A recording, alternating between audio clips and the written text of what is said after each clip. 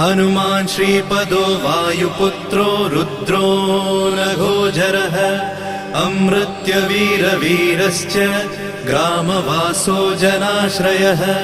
धनदो निर्गुणः शूरो वीरो निधिपतिर्मुनिः पिङ्गाक्षो वरदो वाग्मी